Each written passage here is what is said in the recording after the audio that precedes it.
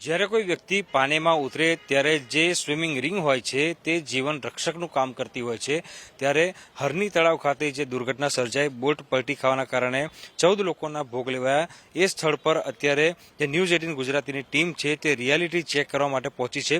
આજે અહીંયા સાઇટ ચાલતી હતી, તેના જે મેન્ટેનન્સ છે તેના પર સવાલો ઉઠી રહ્યા છે, ત્યારે આ જે વરવા દ્રશ્યો છે તે તમને બતાવવાનો પ્રયત્ન કરીશું। આ જોઈ રહ્યા છો કે આ સ્વિમિંગ રિંગ છે, સ્વિમિંગ રિંગ જે છે તેની કેવા પ્રકારની પરિસ્થિતિ છે તેનો અંદાજો લગાવી શકાય છે। અને બીજી વાત કરવામાં આવે તો અહીંયા જે ફાયર સેફટીની સુવિધા છે તેના પણ લીરે લીરા જે છે તે કોન્ટ્રાક્ટર દ્વારા ઉડાવવામાં આવ્યા હતા, કારણ કે આ ફાયર એક્ઝિક્યુટર છે તેની સ્થિતિ જોઈ શકાય છે કે તેને કોઈપણ પ્રકારનું મેન્ટેનન્સ જે છે તે કરવામાં આવ્યું નથી અને અત્યારે આ બંધ હાલતમાં જોવા મળી રહ્યું છે।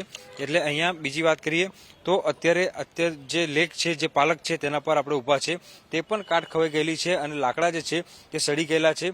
અહીંયાથી જ પસાર થઈને તમારે બોટમાં બેસવાનું હોય છે, ત્યારે આ જે પાલક છે તેનું પણ મેન્ટેનન્સ જે છે તે કોન્ટ્રાક્ટર દ્વારા કરવામાં આવ્યું નથી અને અહીંયા જોઈ શકાય છે કે લાકડા સડી ગયેલી હાલતમાં છે, તો કેટલીક જગ્યા પર જે લોખંડના સળિયા છે ત્યાં કાટ લાગેલા જોવા મળી રહ્યા છે।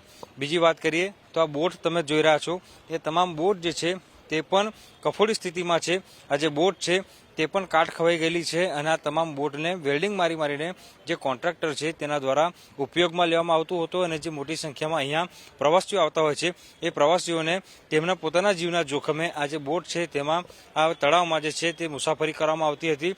ત્યારે આ જે કોન્ટ્રાક્ટર છે તેના દ્વારા આ જે રાઇડ્સ છે તેનું બિલકુલ પણ મેન્ટેનન્સ જે છે તે કરવામાં આવતું નહોતું।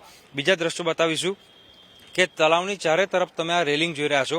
સામાન્ય રીતે એવો નિયમ હોય છે કે જે જગ્યા પર બોટિંગ થતું હોય અથવા તો સ્વિમિંગ કરવાનું હોય એ જગ્યા પર આ પ્રકારની રેલિંગ જે છે તે ન હોવી જોઈએ। ત્યારે ગઈકાલે બોટ પલટી ખાવાના કારણે જે દુર્ઘટના બની તેમાં આ જે રેલિંગ છે તે સૌથી મોટી અડચણ બનીને ઊભી રહી હતી, કારણ કે જ્યારે ફાયર બ્રિગેડના જવાનો અને સ્થાનિક તરવૈયાઓ જે ડૂબનારા લોકો છે તેમને બચાવવા માટે આવ્યા, ત્યારે આ રેલિંગ જે છે તેના કારણે તેઓ અંદર પ્રવેશ નહોતા કરી શક્યા। ત્યારે જબરજસ્તીથી લાત મારીને આ જે રેલિંગ છે તે તોડવાની ફરજ પડી હતી। એટલે ટૂંકમાં કહીએ તો અહીંયા રિયાલિટી ચેક કરતા સ્પષ્ટ દેખાઈ રહ્યું છે કે કોન્ટ્રાક્ટર દ્વારા આ સાઇટને કઈ રીતે મેન્ટેન કરાતી હતી। આ બીજી જે પાલક તમે દ્રશ્યોમાં જોઈ રહ્યા છો તેમાં પણ જોઈ શકાય છે કે પાલકના નીચેનું જે લાકડું હોય છે, પીપળા હોય છે, તે પણ સડી ગયેલી હાલતમાં છે। ઉપર જે પ્લાય લગાવવામાં આવી છે તે પ્લાય પણ સડીને ઉપર આવી ગઈ છે અને અહીંયા લોકો જે છે પસાર થતા હોય બોટમાં બેસવા માટે, એમના જીવનું જોખમ અહીંયા પ્રથમ દ્રષ્ટિએ જ જોઈ શકાય છે। કેટલીક બોટ જે છે ભંગાર હાલતમાં છે, એવું કહેવાય રહ્યું છે કે કોન્ટ્રાક્ટર દ્વારા આ જે બોટ છે તેનો પણ ઉપયોગ જે છે તે કરાતો હતો। તો જે ટિકિટ વિન્ડો છે તે મોટી માત્રામાં જે ભંગાર છે એ પણ જોઈ શકાય છે।